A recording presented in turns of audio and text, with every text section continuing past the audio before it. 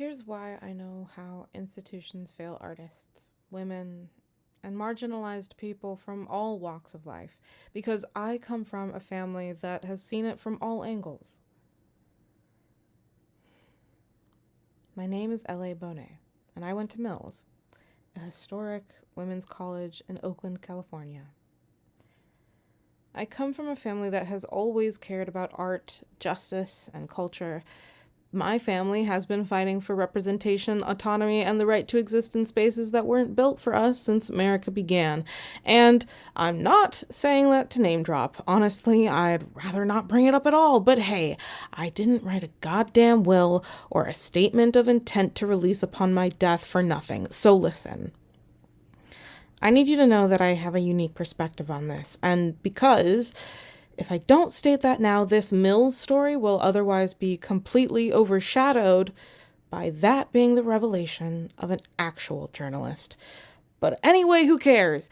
Because I'm here today to tell you about the systematic erasure of a women's college that was once a beacon of progress. You may not understand how the issue of women-empowered spaces shrinking, women's colleges specifically, affects you. Mills College shouldn't have to give you our resume, but here we are. Mills College had incredible historical significance to the Bay Area and the world. Gamers? Full throttle soundtrack? Pretty good. From drafting feminism into the Japanese Constitution in World War II to when President Reinhardt gave amnesty to internationally renowned artists like Darius Milhaud, and was also the alma mater of many famous prestigious alumni, such as NASA's first artist in residence, Laurie Anderson. In fact, many of our alums were in the precursor to the CIA, the Office of Intelligence Agency, or whatever it was called, who cares? I digress. In 2014, Mills was the first college to explicitly add protection for trans people into its bylaws, thanks to then President Alicia DeCudro.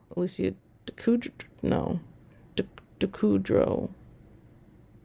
I never get it right. I'm sorry. It was not only a sanctuary campus, but was also a safe haven for not just trans people, but undocumented students as well. And so much more that we don't have time for today, but that's barely scratching the surface. If you've ever met someone bursting with potential, but constantly blocked by life's obstacles, you'd know what they needed was the spirit of Mills. It was a safe haven where dreams blossomed and the patriarchy had a no-entry sign. Shit, well, it did, until Northeastern came in like a wrecking ball and said, you know what this place needs? Fewer women. Less feminism, more real estate. I just think more corporate greed would look so nice next to the credenza. Because nothing says we care about the community of Oakland like dismantling a 150-year-old feminist institution. I mean, that's like looking at Beyonce and saying, you know what she needs? Less talent. It's like burning down the Vatican and replacing it with a giant billboard that just simply says the word skibbity. Contrary to public assumptions, when the merger with Northeastern University was announced, Mills hadn't turned away male students since 1920, when they opened up their graduate program to everyone. I mean, this wasn't some out-of-touch institution. It wasn't LexCorp. It was an intellectual Wakanda, and damn it, don't get me started on our vibranium. Let's briefly rewind to 1990, when The Simpsons was new, grunge was the future, and Mills College students were rallying to protect their all-women's institution from admitting undergraduate men. While some might want to claim this was a hate movement, it wasn't. It was about prioritizing safety and uplifting those seeking refuge from the many ways marginalized groups experience injustice. So the students said, "Get off my lawn." And for a moment, we won. But that was just the first chapter.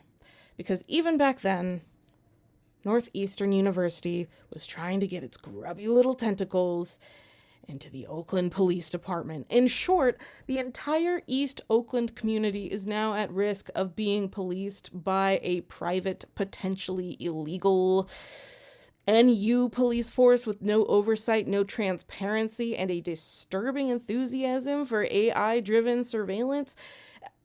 And it's not just about campus security.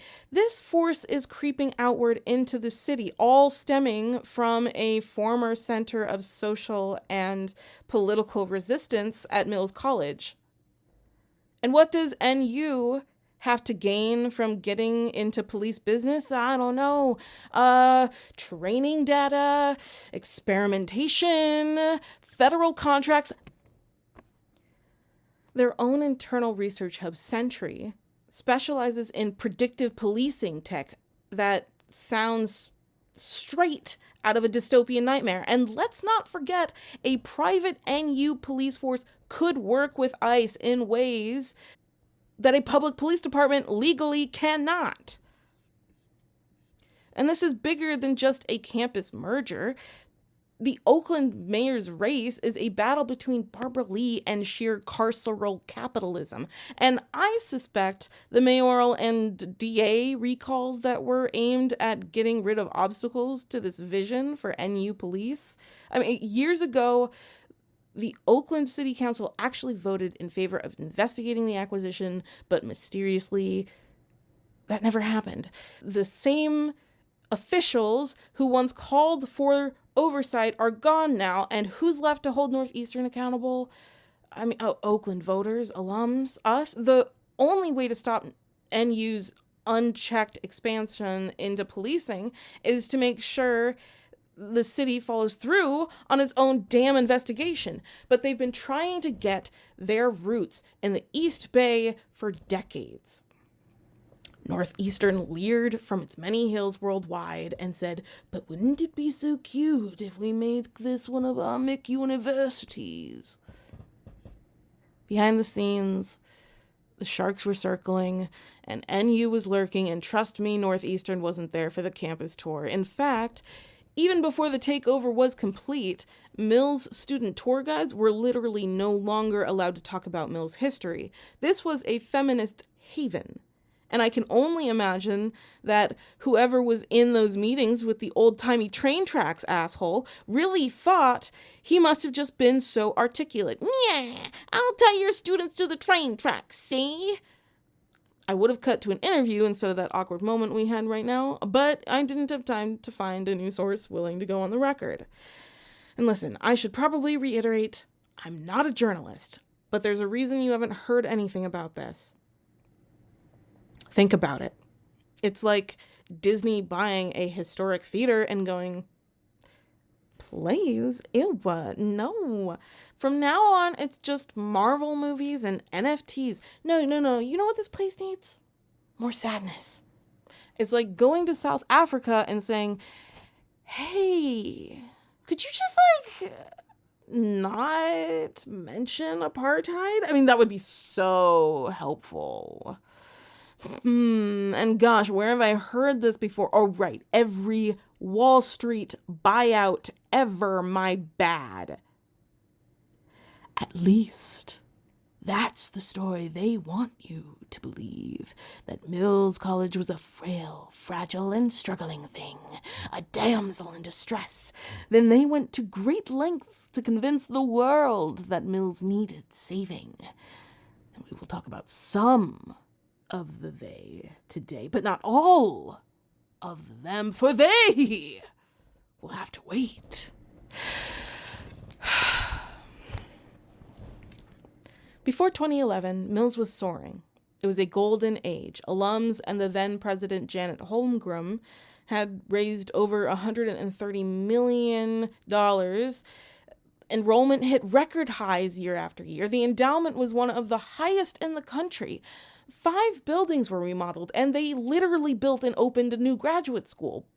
But then the Board of Trustees decided, let's hire someone with 0 academic experience to take over.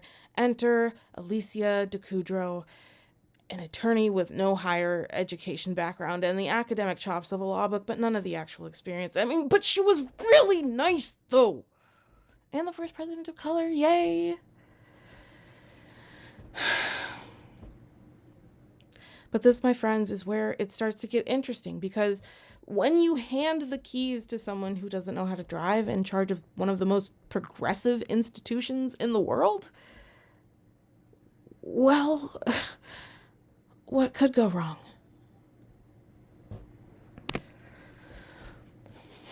Let's talk about some of the claims the administration made, because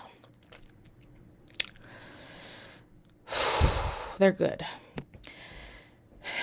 I've thought a lot about this, and I'm going to do my best right now to say this in as little words as possible.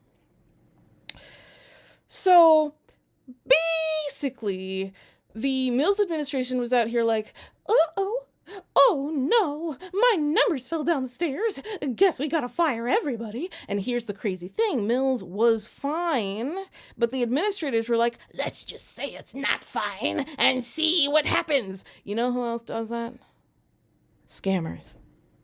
This is the academic version of your uncle calling and saying, well, listen, kiddo, I know you're only just 5 years old, but I need $500 or else I'm going to die in exactly 2 minutes. And you can't tell your father what it's for, or he's going to kill me in exactly 2. For example, in 2011, they claimed a tuition hike was necessary because Mills's net tuition revenue was $6,000 less per student compared to peer tuitions, but in reality, Mills's revenue was actually $7,000 more per student than its peers. If there's one thing you should learn from this, it's that numbers never lied, but administrators and But a minute.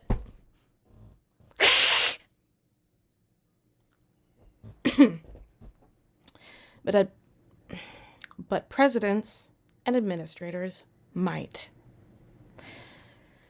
Then in 2012, the administration claimed a drop in enrollment caused a $3.2 million shortfall, which would be tragic, right? Except the truth was enrollment had only decreased by 3 students. Yep. 3. I mean, that's the kind of number cooking that would make Enron blush. Bro, I lose more people at brunch when the bill comes. That's not a fiscal emergency, statistically speaking. Otherwise, every Starbucks that you personally see in your personal neighborhood would go on fire every 3 seconds, allegedly. It might surprise you to know I'm not really a math person either. But sure, let's pretend this is a financial disaster. Later in 2013, Decudreau hired a new executive to oversee enrollment. The new VP of enrollment proceeded to fire the admissions dean and key members responsible for Mills's highest ever enrollment.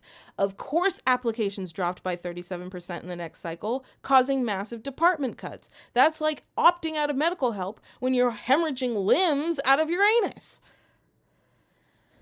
Okay, so now we're getting to the good stuff. 2016 to 2017. Remember what else was happening that year? After? Decudreau resigned after an informal, no-confidence vote by the faculty, and just as things seemed like they couldn't get any worse, enter our savior, Elizabeth Hillman, hired to balance the budget, but Hillman's idea of saving the school was less a fireman's rescue and more scorched earth with marshmallows.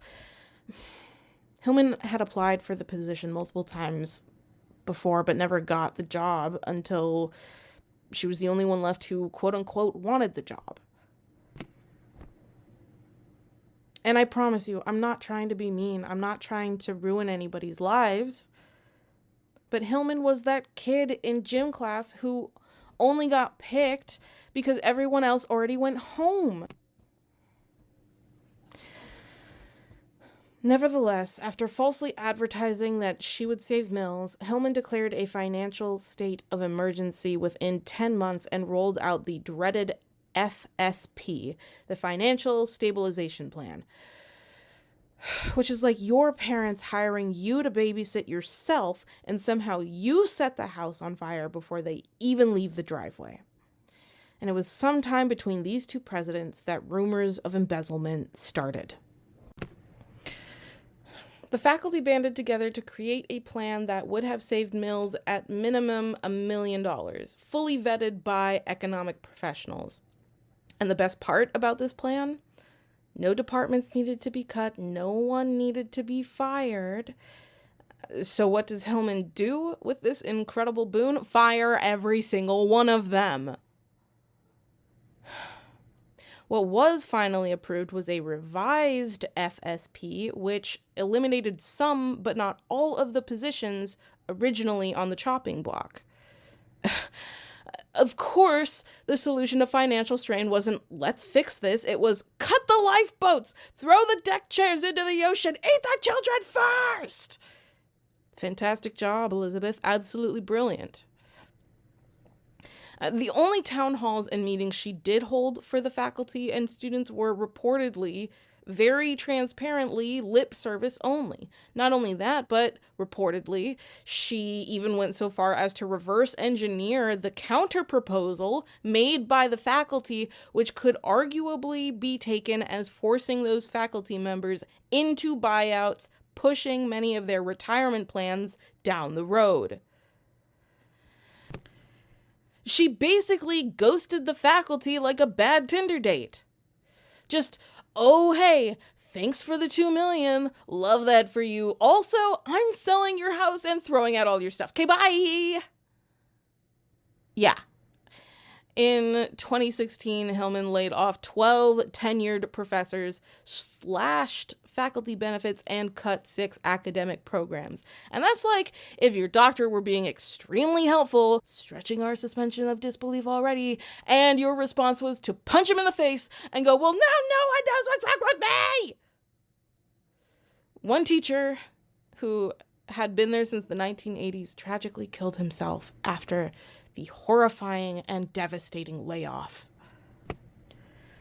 Fast forward to 2020, when Hillman was secretly negotiating with UC Berkeley, the then councilman of the District of Oakland, Lauren Taylor, and others. Well, Taylor, who voted against a city council measure to investigate the acquisition, by the way, is now a big fan of the idea of an NU-funded police department with apparently no oversight mechanism, and who is using this in his campaign for mayor against Barbara Lee. Then mayoral candidate Taylor would later lose their election bid after it came to light that they were working with Hillman on rezoning Mills's campus for retail during their takeover transition.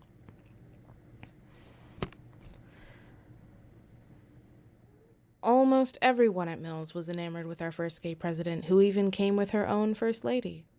But for years, she just kept wringing her hands and spinning a failure narrative about how Mills was falling behind, needed to get partners or whatever, and yet didn't work with alums to raise any meaningful capital.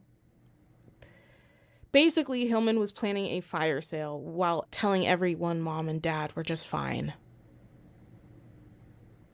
Still, in 2017, the Alumni Association of Mills College once again came to the rescue. They raised $2 million to fund a online platform for graduate classes with promises that the college was financially stable and capable of lasting another 25 years or more. But Hillman was already working with UC Berkeley Chancellor Carol Christ, and UC Berkeley was mainly interested in Mills's real estate. 5 more tenured faculty members were dismissed, despite the deficit being eliminated. What many don't know is that UC Berkeley had already had a long history with Mills, dating back to at least the 70s when my mother was in college. UC Berkeley students could save money on housing by living on Mills campus, and Mills students could take supplemental classes at the large university. Yet, when I was there in 2018, there was only one UC Berkeley student left that somehow knew about this deal. Besides the fact that Cal has faced lawsuits due to their reckless rezoning of property in Berkeley through underhanded deals, much like corporate landowners, they too did more than their fair share in the demise of Mills. And UC Berkeley still shows no signs of stopping, having recently won a decade-plus long battle trying to turn People's Park into more student housing. Just casually negotiating the future of a historic women's college with a politician on the side. What is this, an HGTV Shadowrun special? Mills had more financial security than its peer institutions, but the administrators kept making up numbers that said otherwise. Oh, you mean they were lying? Well, gosh, let's give them the benefit of the doubt. Maybe they were just numerically challenged. Maybe their accountant was a bag of raisins with a calculator. Or maybe that raisin was the ice feast within all of us the entire time, which has in turn been dead for 20 years. Or maybe, you know what it has to be? It has to be that the water is turning the frogs gay. What? No, that's ridiculous. And please, Alex Jones, just don't interrupt me. But how do I know that? Because they cut our grassroots alumni admissions program, fired the people responsible for bringing in students, and then were shocked when enrollment dropped. That's like being rude to the waitress, hitting on her, and then not tipping, and you're shocked when she spits in your food? Bro, that's on you. And then they hired professionals who also failed to recruit and never thought of putting back the system that worked. Mills was doing fine, thriving even, until administrators with no academic experience came in and did what corporate raiders always do. Bear in mind, though, that Hillman has a PhD in history and was previously at UC Hastings. So they slashed the infrastructure, sabotaged its growth, and then said, "Whoops, folks, looks like we need a bailout." But at least they spelt folks with an X. And time and again, we see institutions fail not because they're unsustainable, but because those in power make choices that render them unsustainable. This is the college version of Elon Musk blaming economic downturn, when he himself is the economic downturn. If this sounds familiar, it should, because it's the same playbook we see everywhere. Like, when your local bookstore closes and people go, "Oh man, guess nobody was shopping there." And meanwhile, Amazon is standing in the back with a murder weapon like Hannibal Lecter just got off the phone with his best butt buddies. They fired people based on lies. P.S. This has been happening at small liberal arts colleges all over the country for years, and Mills College held out until now.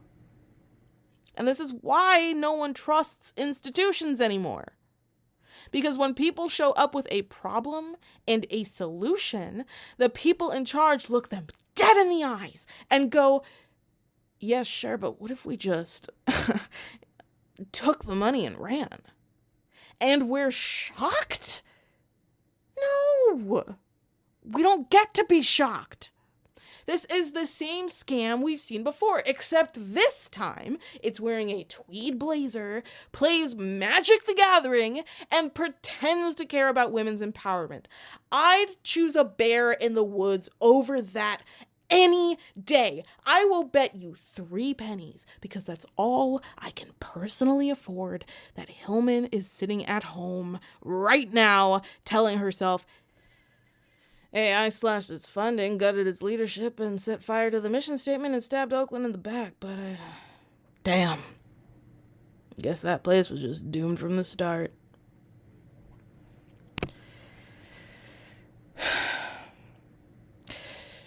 So where was all that money going? Yes, the Cayman Islands, where all good money goes to study abroad and never comes back. Oh, stupid man. Yes. Mills College, educating young minds while its bank accounts are busy getting a tan. Because why manage your finances transparently when you can whisk them away to a sunny tax haven? Allegedly, offshore accounts were made while real estate vultures were eyeing the campus as prime real estate. And you better believe I have a folder thicker than the Cheesecake Factory menu. Otherwise, I wouldn't be here right now doing this. I promise you my actual life on that. When you see the Cayman Islands accounts pop up, unfortunately, and I hate to be the one to have to tell you this, but that's when you've gone from financial crisis to Bond villain territory. And if anyone was going to coach Hillman through getting away with, at best, financial mismanagement, and at worst, fiscal murder, then you really don't have to look far. Many key players mistook member of the board of trustees, Eric Roberts, once of Morrison and Forster Law, who was also a chairman on the Mills College Finance Committee, for an attorney, but he wasn't one. He was only a forensic accountant, and at the time was associated with a law firm that prided itself on its white-collar criminal defense record. There's also the question of government complicity and negligence. And look, I am not here trying to cancel anyone's careers that are working for mostly the common good. However, it's our duty as the public to hold them accountable.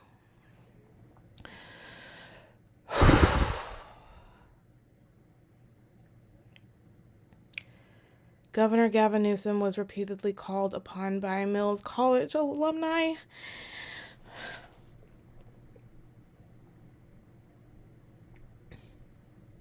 but continuously ignored requests for help. But how could he ignore the fact that during a year when women's rights were being absolutely trampled, California was losing its first and most prestigious and progressive women's college?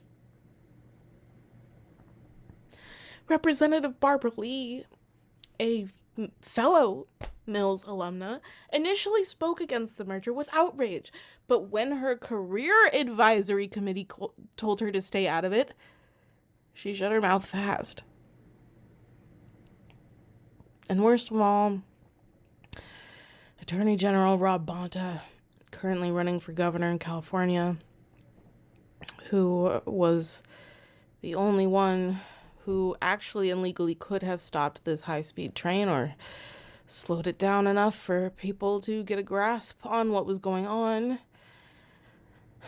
agreed to a meeting to hear all of the alums' grievances. The date was set, but then 2 days before the meeting, Bonta signed off on the merger while having all the dirty evidence in order to give himself plausible deniability. Oh, and by the way, cute little coincidence. He just so happens to be, the wife of one of Hillman's best friends from Yale. Listen, I'm not super into any politician, but I'd rather have these ones on my side than any of the current frat boys in charge. I may not know exactly what happened, but these politicians were all silenced by someone, and that's my question. It's the same playbook they use in intelligence ops. You manufacture a crisis, capitalize on the panic and confusion, make the solution seem inevitable, and by the time people realize what's happening, it's already too late. And this is exactly how I would balance my checkbook whenever I'm low on funds. I'll just burn my wallet and say, "Tell my wife I said..." You heard her.